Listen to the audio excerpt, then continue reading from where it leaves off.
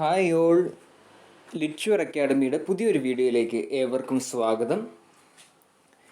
Set English exam 2022മായി ബന്ധപ്പെട്ടുള്ള third പാർട്ടാണ് നമ്മൾ ഇന്ന് ഡിസ്കസ് ചെയ്യാനായി പോകുന്നത്. പ്രത്യേകിച്ച് അതിൽ ചോദിക്കാൻ സാധ്യതയുള്ള പോസിബിൾ ക്വസ്റ്റ്യൻസ് ആണ് നിങ്ങളെ പരിചയപ്പെടുത്തുന്നത്. ഇതിനോടൊപ്പം നമ്മൾ 2 പാർട്ട് ചെയ്തിട്ടുണ്ട്. ആ പാർട്ടുകൾ പ്രധാനമായും ഡീൽ ചെയ്തത് യൂണിറ്റ് 1 മൊഡ്യൂൾ 5 വരെയുള്ള ഭാഗങ്ങളാണ്. സോ അതുകൊണ്ട് തന്നെ പാർട്ട് 3 പ്രധാനമായും ഡീൽ ചെയ്യാനായി പോകുന്നത് മൊഡ്യൂൾ 5 മുതൽ മൊഡ്യൂൾ 17 വരെയുള്ള ഭാഗങ്ങളാണ്.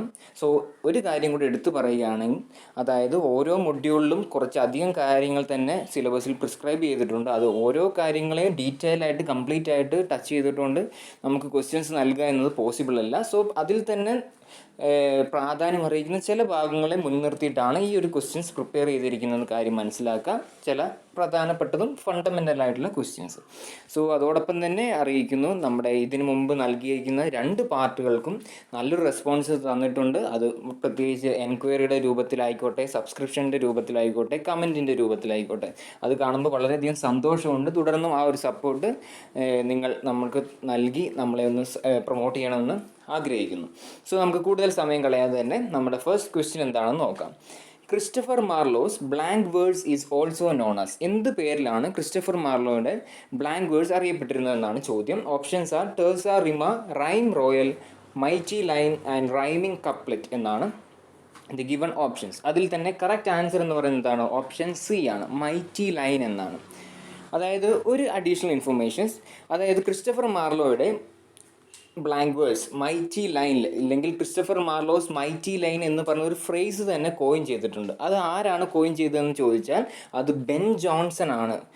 മാർലോസ് മൈറ്റി ലൈൻ എന്ന് പറയുന്ന ഒരു ഫ്രേസ് തന്നെ കോയിൻ ചെയ്യുന്ന കാര്യം ആലോചിക്കാം. അതോടൊപ്പം തന്നെ മനസ്സിലാക്കേണ്ട കാര്യം, ഈ ബ്ലാങ്ക് വേർഡ്സ് ആദ്യമായിട്ട് ആരാണ് ഡെവലപ്പ് ചെയ്തത്? അത് തോമസ് വൈറ്റ് ആണ്.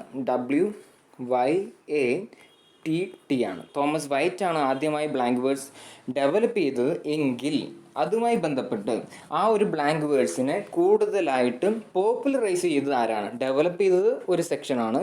അതിനെ കൂടുതലായിട്ട് ജനകീയവൽക്കരിച്ചത് വ്യക്തി മറ്റാരുമല്ല, അത് ക്രിസ്റ്റഫർ മാർലോ ആണ്. സോ ബ്ലാങ്ക് വേർഡ്സുമായി ബന്ധപ്പെട്ട് കുറച്ച് അഡീഷണൽ ഇൻഫർമേഷൻസ് നിങ്ങൾ അറിഞ്ഞിട്ടുണ്ട്. മൈറ്റി ലൈൻ, മാർലോസ് മൈറ്റി ലൈൻ എന്ന് പറഞ്ഞ ഫ്രേസ് കോയിൻ ചെയ്തത് ആരാണ്? ബെൻ ജോൺസൺ ആണ്. ഓക്കെ, സോ നമുക്ക് ഈ ഒരു ചോദ്യത്തിൻ്റെ ഉത്തരം കണ്ടു. നെക്സ്റ്റ് ക്വസ്റ്റ്യൻ എന്താണെന്ന് നോക്കാം. The first folio edition of Shakespeare's place was printed in. ഏത് വർഷമാണ് Shakespeare's place first folio edition വന്നത് എന്നാണ് ചോദ്യം. The given options 1622, 1623, 1624 and 1625. And ഇത് കറക്റ്റ് ആൻസർ എന്ന് പറയുന്നത് എന്തായിരിക്കും? ഓപ്ഷൻ ബി ആണ്, 1623 ആണ്. നമ്മൾ പാർട്ട് 2-ൽ പ്രധാനമായും ഫ്രാൻസിസ് ബേക്കണിൻ്റെ ചില എസ്സേസിനെ കുറിച്ച് നമ്മൾ കണ്ടിരുന്നു. അത് പ്രധാനമായും 3 എഡിഷനിലായിട്ടാണ് അപ്പിയർ ചെയ്ത്, ഇല്ലെങ്കിൽ കളക്ട് ചെയ്ത് പ്രിൻറ്റ് ചെയ്തതെന്ന കാര്യം നമ്മൾ മനസ്സിലാക്കി. അതിനെക്കുറിച്ച് കൂടുതൽ ഡീറ്റെയിൽ കാര്യം ഞാൻ പറയുന്നില്ല. പകരം അതുമായി ലിങ്ക് ചെയ്ത് പഠിക്കുകയാണ്. അതിന് വളരെയധികം ബന്ധപ്പെട്ട് നമുക്ക് പഠിക്കാവുന്ന ഒരു എഡിഷൻ ഓഫ് ഇല്ലെങ്കിൽ ഫോളിയോ ആണ് വില്യം ഷേക്സ്പിയേഴ്സ് പ്ലേസ് എന്ന് പറയുന്നത്. അതായത് വില്യം ഷേക്സ്പിയറിൻ്റെ പ്ലേസും ഇതുപോലെ 4 ഫോളിയോ എന്ന രൂപത്തിലാണ് പബ്ലിഷ് ചെയ്തിരുന്നത്. സോ അതിൻ്റെ ഫസ്റ്റ് എഡിഷൻ വന്ന വർഷം ഒന്ന് ആലോചിക്കാം, 1623. ദി സെക്കൻഡ് എഡിഷൻ വന്ന വർഷം 1632. എളുപ്പത്തിൽ ആലോചിക്കാൻ ഒരു ട്രിക്ക് കിട്ടിയില്ലേ? അതായത് 1623, ആ 23 ഒന്ന് തിരിച്ച് നോക്കി നമുക്ക് 1632, അതാണ് സെക്കൻഡ് എഡിഷൻ വന്നിരിക്കുന്നത്. ദെൻ ദ തേർഡ് എഡിഷൻ വന്ന വർഷം 1660s-ലാണ്. പ്രത്യേകിച്ച് പറയുകയാണ് 1666-ലൊക്കെ ആയിട്ടാണ് പറയുന്നത്. ആൻഡ് ദ ഫോർത്ത് ഫോളിയോ വന്നിരിക്കുന്നത് 1685-ലുമാണ്. സോ നമ്മൾ പ്രധാനമായും വില്യം ഷേക്സ്പിയറിൻ്റെ തന്നെ 4 ഫോളിയോസ് വന്ന വർഷങ്ങൾ കണ്ടു. കാരണം നമുക്കറിയാം, വർഷങ്ങൾ എന്ന് പറയുന്നത് നിർബന്ധമായി എല്ലാ കോമ്പറ്റേറ്റീവ് എക്സാംസിനും ഉണ്ടാകും. കാരണം അത് വിദ്യാർത്ഥികൾക്ക് പഠിക്കാൻ കുറച്ച് ബുദ്ധിമുട്ടുള്ളതാണെന്ന് ക്വസ്റ്റ്യൻ ഉണ്ടാക്കുന്നവർക്ക് തന്നെ നല്ലൊരു ബോധ്യം ഉള്ളത് കൊണ്ടാണ് അത്തരം രീതിയിൽ കൂടുതൽ ക്വസ്റ്റ്യൻസ് കാണാറുള്ളത്. സോ ഇതുപോലുള്ള ചില ട്രിക്കുകൾ ഉപയോഗിക്കുകയാണ്. 1623, 1632 പോലുള്ള ചില ട്രിക്കുകൾ ഉപയോഗിച്ച് നമ്മൾ ചില വർഷങ്ങളെങ്കിലും അറ്റ്ലീസ്റ്റ് മനസ്സിലാക്കി പഠിക്കാനായിട്ട് ശ്രമിക്കുക. സോ അതോടൊപ്പം തന്നെ മനസ്സിലാക്കേണ്ട കാര്യം, ഈ ഒരു വില്യം ഷേക്സ്പിയറിൻ്റെ എഡിഷൻ ഓഫ് പ്ലേസ് എന്ന് പറയുന്ന ഒരു സെക്ഷൻ നമ്മൾ കണ്ടു. ഫ്രാൻസിസ് ബേക്കണിൻ്റെ ചില എഡിഷൻസ്, എസ്സേസിൻ്റെ എഡിഷൻസും കണ്ടു.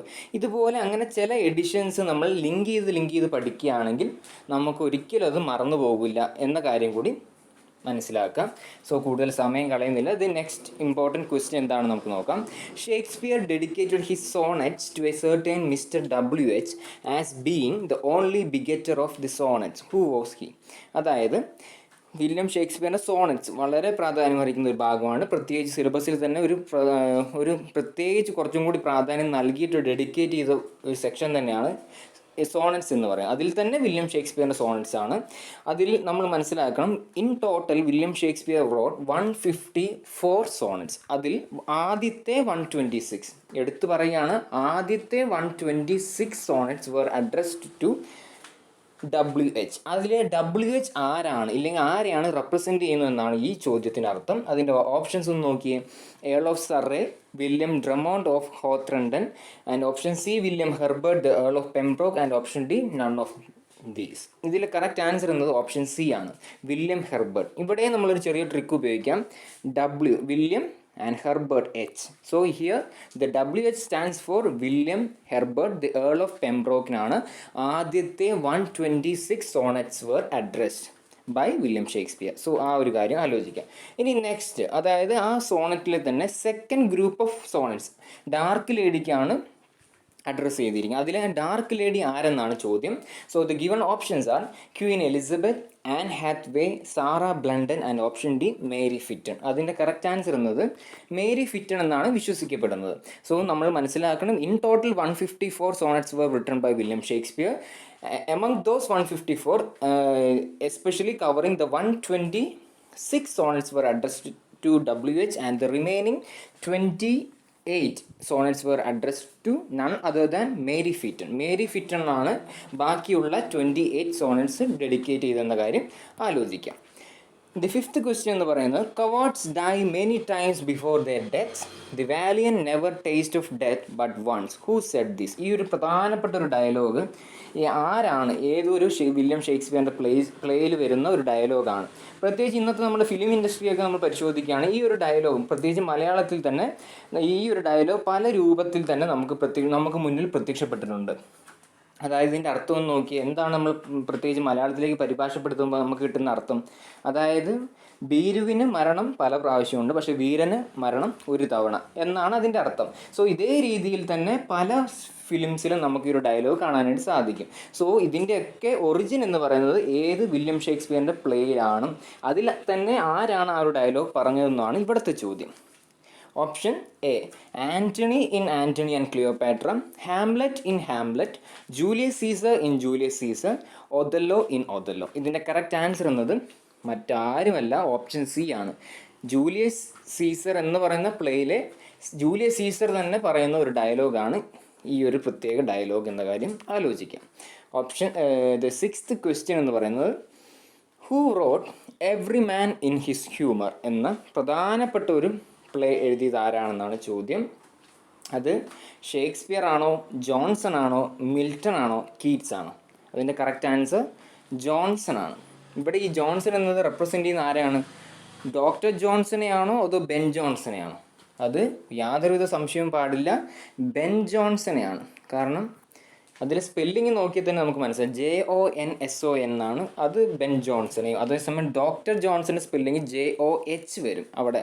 സോ ആ രീതിയിലും ചിലപ്പോൾ നിങ്ങൾക്ക് ഇവിടെ മിൽട്ടന് പകരം JOHNSON വന്നിരുന്നെങ്കിൽ ചിലപ്പോൾ കുറച്ചും കൂടി ഡൗട്ട് വരാൻ ചാൻസ് ഉണ്ട്. സോ അങ്ങനെ വരികയാണെങ്കിൽ തന്നെ നിങ്ങൾക്ക് മനസ്സിലാക്കുന്നതിന് വേണ്ടിയാണ് ഈ ഒരു കാര്യം പറഞ്ഞിരിക്കുന്നത്. സോ ദി സെവൻത്ത് ക്വസ്റ്റ്യൻ എന്ന് പറയുന്നത് ഇപ്രകാരമാണ്. മെറ്റഫിസിക്കൽ പോയറ്റ്സി അല്ലെങ്കിൽ പോയട്രി എന്ന് പറയുന്ന സെക്ഷനിലേക്കാണ് വന്നിരിക്കുന്നത്. Who wrote the collar? The collar എന്ന് പറയുന്ന ഒരു പോയം എഴുതിയത് ആരെന്നാണ് ചോദ്യം. റിച്ചാർഡ് ക്രോഷോ ആണോ, ഹെൻറി വോൺ ആണോ, മിൽട്ടൺ ആണോ, ജോർജ് ഹെർബർട്ട് ആണോ? അതിൽ യാതൊരുവിധ സംശയം പാടില്ല, ഓപ്ഷൻ ബി ആയിട്ടുള്ള ജോർജ് ഹെർബർട്ട് എഴുതിയ ഒരു പ്രധാനപ്പെട്ട ഒരു വർക്കാണ് ദി കോളർ എന്ന് പറയുന്നത്. പ്രത്യേകിച്ച് ഒരു എക്ലിസിയാസ്ട്രിക്കൽ ഒരു റിലീജിയസ് ബാക്ക്ഗ്രൗണ്ടൊക്കെ ആയിട്ട് ബന്ധപ്പെട്ട് നമുക്ക് കണക്ട് ചെയ്യാനായി പറ്റുന്ന ഒരു മെറ്റഫിസിക്കൽ പോയം തന്നെയാണ് ജോർജ് ഹെർബർട്ട് എഴുതിയിട്ടുള്ള ദി കോളർ എന്ന് പറയുന്നത്. അദ്ദേഹം എഴുതിയ മറ്റൊരു വർക്കാണ്, പ്രത്യേകിച്ച് ഒരു മെറ്റഫിസിക്കൽ പോയം തന്നെയാണ് ദി ടെമ്പിൾ എന്ന് പറയുന്ന വർക്ക്. സോ ആ ഒരു കാര്യം കൂടി നിങ്ങൾ നോട്ട് ഡൗൺ ചെയ്യുക. നെക്സ്റ്റ് ക്വസ്റ്റ്യൻ ഏതാണ്? ഹു റോട്ട് താലിയ റെഡി വിവ എന്ന് പറയുന്ന ഒരു വർക്ക് എഴുതിയത് ആരെന്നാണ് ചോദ്യം. അതും മെറ്റഫിസിക്കൽ പോയട്രിയായിട്ട് ബന്ധപ്പെട്ടതാണ്. അബ്രഹാം കൗലി ആണോ, ആൻഡ്രൂ മാർവൽ ആണോ, റിച്ചാർഡ് ക്രോഷോ ആണോ, ഹെൻറി വോൺ ആണോ? അതിലും യാതൊരുവിധ സംശയം പാടില്ല. ഓപ്ഷൻ ഡി ആയിട്ടുള്ള ഹെൻറി വോൺ എഴുതിയ ഒരു പ്രധാനപ്പെട്ട വർക്കാണ് താലിയ റെഡി വിവ എന്ന് പറയുന്ന വർക്ക്. 9th ക്വസ്റ്റ്യൻ നോക്കാം. Which of the following poem is not written by Henry Vaughan? Henry Vaughan എന്ന് പറയുന്നത് കുറച്ച് പ്രാധാന്യമുള്ളതാണ്. അതുകൊണ്ട് തന്നെയാണ് ആ ഒരു സെക്ഷനിൽ നിന്നും കുറച്ചും കൂടി ക്വസ്റ്റ്യൻസ് ഉൾപ്പെടുത്തിയിരിക്കുന്നത്. താലിയ റെഡി വിവ നമ്മൾ ഓൾറെഡി കണ്ടതുകൊണ്ട് നമുക്ക് മനസ്സിലാവും ഇത് അദ്ദേഹം എഴുതിയതാണെന്ന് മനസ്സിലാക്കാം. അതേസമയം നമുക്കിത് യാതൊരുവിധ പരിചയം ഇല്ലാത്തതായിരുന്നെങ്കിൽ ചിലപ്പോൾ ഇതൊരു ഡൗട്ടായിട്ട് മാറിയേനെ. Thalia Rediviva, steps to the temple, Olor Iscanus and Silex Scintillans എന്ന് പറയുന്ന വർക്കുകളാണ്. ഇതിൽ ഏതാണ് ഹെൻറി വോൺ എഴുതാത്തതെന്നാണ് ചോദ്യം. അതിൻ്റെ കറക്റ്റ് ആൻസർ എന്താണ്? താലിയ റെഡി വിവ എന്തായാലും അദ്ദേഹം എഴുതിയതാണെന്ന് മനസ്സിലാക്കാം. അതോടൊപ്പം തന്നെ ഓളാർ എസ്കാനസും സൈലസ് സിൻചിലാൻ എന്ന് പറയുന്ന വർക്കും അദ്ദേഹം എഴുതിയതാണ്. പക്ഷേ അതിൽ എഴുതാത്ത വർക്ക് എന്ന് പറഞ്ഞാൽ ഇതാണ്, ഓപ്ഷൻ ബി ആയിട്ടുള്ള സ്റ്റെപ്സ് ടു ദ ടെമ്പിൾ ആണ്. സോ ഈ ഒരു വർക്ക് എഴുതിയത് ആരാണെന്നാണ് ചോദ്യം വരിക. ചിലപ്പോൾ അങ്ങനെ രീതി അത് റിച്ചാർഡ് ക്രോഷോ എഴുതിയിട്ടുള്ള മറ്റൊരു മെറ്റാഫിസിക്കൽ പോയറ്റ് ആയിട്ടുള്ള റിച്ചാർഡ് ക്രോഷോ എഴുതിയിട്ടുള്ള ഒരു വർക്കാണ് സ്റ്റെപ്സ് ടു ദ ടെമ്പിൾ എന്ന് പറയുന്ന work. So we are coming to the 10th question. അതായത് ഈ ഒരു വീഡിയോയിൽ നമ്മൾ കുറച്ച് അധികം ക്വസ്റ്റ്യൻസ് ഉൾപ്പെടുത്തിയിട്ടുണ്ട്. കാരണം നിങ്ങളുടെ എക്സാമൊക്കെ അടുത്ത് വരികയാണ്. സോ നമ്മളുടെ ഭാഗത്തു നിന്നും നിങ്ങൾക്ക് ചിലപ്പോൾ ഈ ഒരു ക്വസ്റ്റ്യൻ തന്നെ ചോദിക്കുകയാണെങ്കിൽ അത്രയും നല്ലതാണ്. നിങ്ങൾക്ക് ഒരു മാർക്ക് ലഭിക്കുകയാണെങ്കിൽ അതിൽ നമുക്ക് വളരെയധികം സന്തോഷമുണ്ട്. അതുകൊണ്ട് തന്നെയാണ് നമ്മൾ സാധാരണയിലുപരി ചില കുറച്ചധികം ക്വസ്റ്റ്യൻസ് ഈ ഒരു വീഡിയോയിൽ ഉൾപ്പെടുത്തിയിരിക്കുന്നത്. John Milton's Paradise Lost was begun in 1658 and issued in 1667. It was divided into dash books. How many books were involved in the first edition of Milton's Paradise Lost? John Milton എഴുതിയിട്ടുള്ള Paradise Lost വളരെ epic ആയിട്ടുള്ളൊരു പോയമാണ്. ഇല്ല masterpiece work by John Milton ആണ്.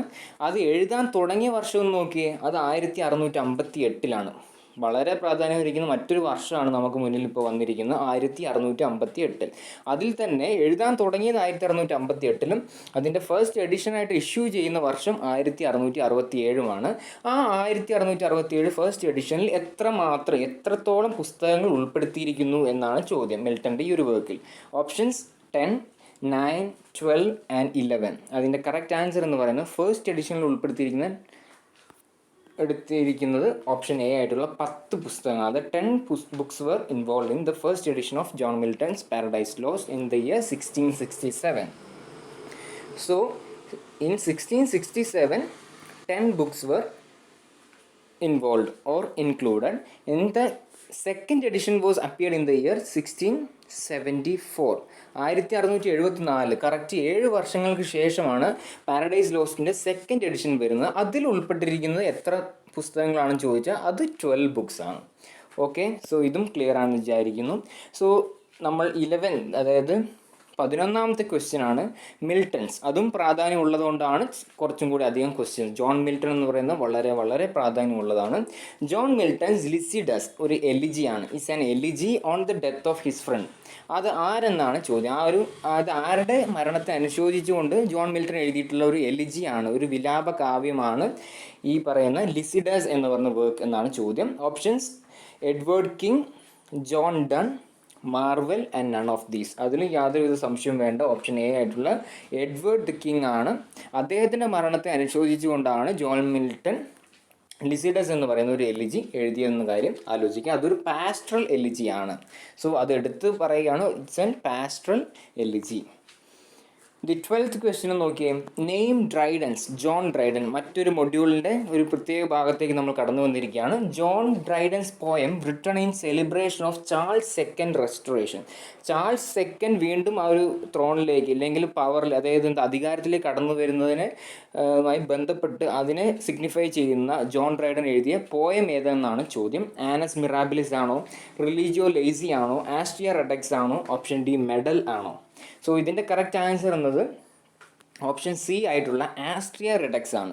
Austria Redux എന്ന് പറഞ്ഞ പോയമാണ് Charles സെക്കൻഡിൻ്റെ റെസ്റ്റോറേഷനുമായിട്ട് ബന്ധപ്പെട്ട് John Dryden എഴുതിയിട്ടുള്ള poem. And the 13th question, the following are referred in John Dryden's Absalom and Achitophel. അതായത് അബ്സലോം ആൻഡ് അക്വിറ്റോഫൽ എന്ന് പറയുന്ന ഒരു പ്രധാനപ്പെട്ട ഒരു പോയം എഴുതിയിട്ടുണ്ട്. അതിൽ പ്രധാനമായും റെഫർ ചെയ്യുന്ന ക്യാരക്ടേഴ്സ് ആരൊക്കെയാണെന്നാണ് ചോദ്യം. Option A Monmouth and Shaftesbury, Shadwell and Vanbrugh, Hobbes and John Locke, and option D none of these. അതിൻ്റെ കറക്റ്റ് ആൻസർ എന്ന് ഓപ്ഷൻ എ ആയിട്ടുള്ള മോൺമോത്ത് ആൻഡ് ഷാഫ്റ്റ്സ്ബറി ആണ്. അതായത് ചാൾസ് സെക്കൻഡിന് ശേഷം ഇനി ആര് അധികാരത്തിലേക്ക് കടന്നു വരണം എന്ന ഒരു കാര്യത്തെ ആസ്പദമാക്കി ജോൺ ഡ്രൈഡൻ രചിച്ചിട്ടുള്ള ഒരു പോയമാണ്. പ്രത്യേകിച്ച് ഈ ഒരു അബ്സലോം ആൻഡ് അക്വിറ്റോഫൽ എന്ന് പറഞ്ഞ ഈ ഒരു വർക്ക് ബേസ് ചെയ്തിരിക്കുന്നത് പ്രധാനപ്പെട്ട ഒരു കാര്യമാണ്, ഒരു പ്ലോട്ടാണ്. ആ പ്ലോട്ടിൻ്റെ പേരാണ് എന്താ? പോപ്പിഷ് പ്ലോട്ട്. POPISH. പോപ്പിഷ് പ്ലോട്ടുമായി ബന്ധപ്പെട്ട് ജോൺ ഡ്രൈഡൻ എഴുതിയിട്ടുള്ള പോയം ഏതെന്ന രീതിയിലും ചോദിക്കാം. അത് മറ്റൊരു പോയമല്ല, ആബ്സലോം ആൻഡ് അക്വിറ്റോഫൽ ആണ്. അതായത് കാത്തലിക് ജെയിംസ് അധികാരത്തിലേക്ക് വരുന്നത് തടയുന്നതുമായിട്ട് ബന്ധപ്പെട്ടുള്ള ഒരു ജനങ്ങൾക്കിടയിലും അതുമായി ബന്ധപ്പെട്ടുള്ള ചില നേതാക്കന്മാരുടെ ഇടയിലും രൂപകൽപ്പന ചെയ്ത ഒരു പ്ലോട്ടാണ് എന്ത് പേരിൽ അറിയപ്പെടുന്നത്? പോപ്പിഷ് പ്ലോട്ട് എന്ന പേരിൽ അറിയപ്പെടുന്നത്. സോ ആ ഒരു കാര്യം ആലോചിക്കുക. ദി 14th ക്വസ്റ്റ്യൻ നോക്കാം. ജോൺ ഡ്രൈഡൻസ് പോയം കണ്ടോ, ഇവിടെ ജോൺ ഡ്രൈഡൻ്റെ കുറച്ചധികം ക്വസ്റ്റ്യൻസ് ആണ് ഉൾപ്പെടുത്തിയത്. ഇതിൽ നിന്ന് നിങ്ങൾ മനസ്സിലാക്കണം, ജോൺ ഡ്രൈഡൻ എന്ന് പറഞ്ഞ സെക്ഷന് നിങ്ങൾ കുറച്ചധികം പ്രാധാന്യം നൽകി വായിക്കണം. നമ്മൾ ഈ നൽകുന്ന ക്വസ്റ്റ്യൻസ് മാത്രമല്ല, അതിലുപരിയും കൂടി കുറച്ചും കൂടി ഫോക്കസ് ചെയ്യേണ്ട ഏരിയ ആണ് ജോൺ ഡ്രൈഡൻ എന്ന് പറയുന്നത്. John Dryden's poem Annus Mirabilis gives a spirited account of. അത് എന്തിനെക്കുറിച്ചുള്ള പോയമാണ് ജോൺ ഡ്രൈഡൻ എഴുതിയിട്ടുള്ള ആനസ് മിറാബിലിസ് എന്ന് പറയുന്ന poem? The great fire and the Dutch war, the restoration of Charles second, the social transformation during the 17th century, and option D none of these. അതിൻ്റെ correct answer എന്ന് പറയുന്നത് option A ആണ്. Great fire, ആ ഒരു സമയത്തൊക്കെ ഉണ്ടായിരുന്ന great ഫയറും Dutch വാറിനൊക്കെ ആസ്പദമാക്കി John Dryden രചിച്ചിട്ടുള്ള ഒരു പോയമാണ് Annus Mirabilis. So 14th question clear ആണെന്ന് വിചാരിക്കുന്നു. The 15th and the last question of this particular video എന്ന് പറയുന്നത് ഇതാണ്. Samuel Pepys and John Evelyn is known for their dash works. അവരുടെ വർക്കുകളൊക്കെ ഏത് കാറ്റഗറിയിലേക്ക് ബിലോങ് ചെയ്യുന്നു എന്നാണ് ചോദ്യം. ഡയറി ആണോ, പോയംസ് ആണോ, കോമഡി ആണോ, ട്രാജഡി ആണോ? അതിലും യാതൊരുവിധ സംശയം വേണ്ട, ഓപ്ഷൻ എ ആയിട്ടുള്ള ഡയറി ആണ്. പ്രത്യേകിച്ച് സാമുവൽ പെപ്പീസിൻ്റെ ഡയറി സ്റ്റാർട്ട് ചെയ്യുന്ന വർഷമൊക്കെ ചോദിച്ചിട്ടുണ്ട്. അത് വർഷം എന്ന് പറയുന്നത് 1660 ജാനുവരി 1 ജാനുവരി 1 ഈ ഒരു സാമുവൽ പെപ്പിയുടെ ഡയറി തുടങ്ങുന്നതെന്ന കാര്യം ആലോചിക്കാം. സോ ഇത്രയും ക്വസ്റ്റ്യൻസ് ആണ് നമ്മൾ പ്രധാനമായും യൂണിറ്റ് 1 മൊഡ്യൂൾ 17 വരെയുള്ള ഭാഗങ്ങളിൽ നിന്ന് ഉൾപ്പെടുത്തിയിട്ടുള്ളത്. ഇതിൽ തന്നെ ചില ഭാഗങ്ങൾ നമ്മൾ ഉൾപ്പെടുത്തിയിട്ടില്ല. കാരണം അത് നിങ്ങൾ ഒരിക്കലും ഒഴിവാക്കരുത്. ഇതിൽ തന്നെ പ്രാധാന്യമുള്ള ഭാഗങ്ങൾ മാത്രം കാണിക്കുന്നതിന് വേണ്ടിയിട്ടാണ് ആ ഒരു ക്വസ്റ്റ്യൻസ് നമ്മൾ പിക്കപ്പ് ചെയ്തിരിക്കുന്നത്. എന്ന് വെച്ച് നിങ്ങൾ എല്ലാ ഭാഗവും ക്ലിയർ ചെയ്ത് തന്നെ പഠിക്കാനായിട്ട് ശ്രമിക്കുക. അതോടൊപ്പം ഈ ഒരു ഫണ്ടമെൻ്റൽ ആയിട്ടുള്ള ഈ ഒരു ക്വസ്റ്റ്യൻസ് ഒന്ന് പരിചയപ്പെടുക എന്നത് മാത്രമാണ് ഈ ഒരു വീഡിയോസിൻ്റെ ലക്ഷ്യം. സോ തുടർന്ന് വരുന്ന ഭാഗങ്ങൾ നമ്മൾ യൂണിറ്റ് 1 തന്നെ 17 മുതൽ 20 വരെയുള്ള ഭാഗങ്ങളും തുടർന്നുള്ള യൂണിറ്റും നമ്മൾ കവർ ചെയ്യുന്നതായിരിക്കും. സോ ഓരോ പാർട്ടും മിസ്സായി പോകാതിരിക്കുന്നതിനായിട്ട് നമ്മുടെ ചാനലൊന്ന് സബ്സ്ക്രൈബ് ചെയ്യുക, ലൈക്ക് ചെയ്യുക, നിങ്ങളുടെ ഫ്രണ്ട്സിന് ഷെയർ ചെയ്യുക. കാരണം ഷെയറിങ് കുറച്ച് കുറഞ്ഞു പോകുന്നുണ്ടോ എന്ന് എനിക്കൊരു സംശയമുണ്ട്. നമ്മുടെ എപ്പോഴും ഒരേ ലെവലുള്ള രീതിയിലാണ് വാച്ച് അവർ വരുന്നത്. സോ നിങ്ങളുടെ ഫ്രണ്ട്സിന് കഴിയുമെങ്കിൽ മാത്രം ഒന്ന് ഷെയർ ചെയ്യുക, നമ്മുടെ ചാനലൊന്ന് സപ്പോർട്ട് ചെയ്യുക. സോ ഇത്ര മാത്രമേ ഉള്ളൂ ഇന്നത്തെ ഒരു പാർട്ട് 3 നമ്മൾ ഉൾപ്പെടുത്തിയിരിക്കുന്നത്. So it's bye from Litsure academy. Thank you all.